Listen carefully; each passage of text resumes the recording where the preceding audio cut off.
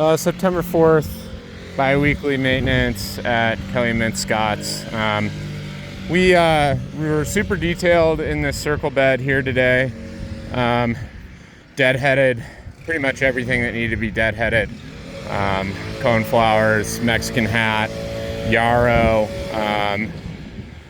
Yeah, it's looking really neat and clean. Got everything soil fluffed, looking good. Grass is kind of cleaned up a bit as well. Over front of the house, it's really gorgeous right now. Coneflowers popping, Russian sage, still daisies hanging on. The Carl Forester looks really good. Obviously some of the snowberries getting eaten by moose, but aside from that, like, everything's incredible in here.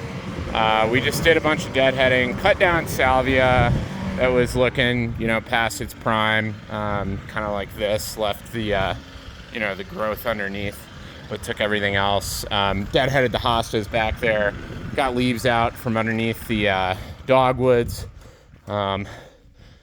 We got the planters cleaned up a bit, cut down the canna lilies that were looking past their prime, deadheaded the begonias. These should look nice for another, week or two, depends on how cold it gets up here at night. Planters in the front are looking good. We kind of cut some undesirable bits out of the hostas, but aside from that, didn't really do a ton. Ooh, there's a hosta leaf. Coming along here, just deadheading the Mexican hat primarily. We did clear out the reeds from this bank. Walking down the path here, we got some dead out of this hillside. We deadheaded the lamium down there. We kind of reshaped that snowberry that was getting crazy, cleaned out the needles from below, that evergreen shrub. Moving along, we were going to plant that apple tree by the moose area. However, Vince told us to stand down. It's just not going to make it, but we cleaned some dead out of there, got things fluffed. Over in this area, the shrubs are definitely getting eaten, so we'll continue to monitor. One of the dogwoods that was planted right here actually was completely out of the ground. I think a moose just took a bite out of it, and so we got rid of that. We shaped this willow, pruned it up, looking nice. These planters are looking, not that great. We cut as much dead out as we could. Those, hopefully give us a couple more weeks. We'll see. Weeded this area with the sedum. Coming back around here, we kind of tucked in the honeysuckle as best we could. It's pretty rigid, so we didn't want to break anything, but a lot of it's in bloom. It's looking nice. Cut some of the dead out of there as well. We got this second level weeded, so it's just basically grasses, yarrow, and those little yellow coneflowers. I'm not sure what those are, but those are really nice. So that second level is looking good.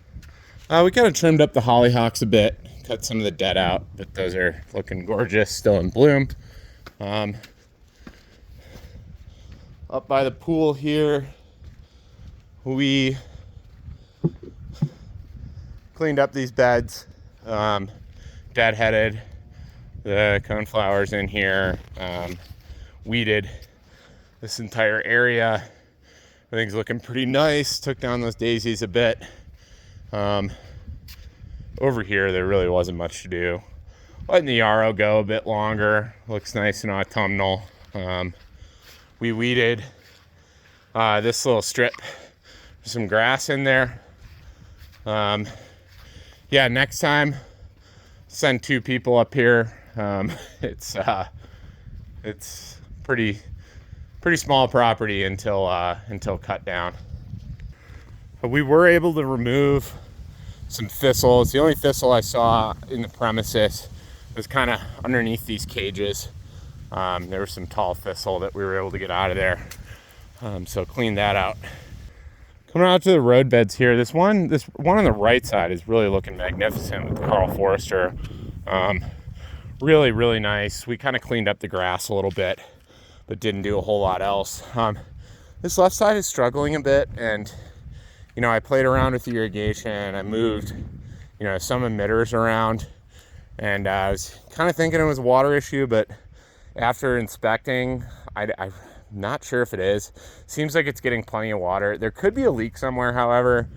There's this giant wet spot over here, and I dug and couldn't find anything. So maybe I just didn't dig in the right spot, but it's a little suspect. I definitely reset the emitters in this whole area so that they're directly, beneath the plants, and that's all on drip. So yeah, hopefully, next year we'll monitor this side and just see how the Carl Forester growth is, because it is significantly healthier on this side. So not really sure what the issue is there, but all in all, this place looks amazing. It's not going to require a lot of work until cut down.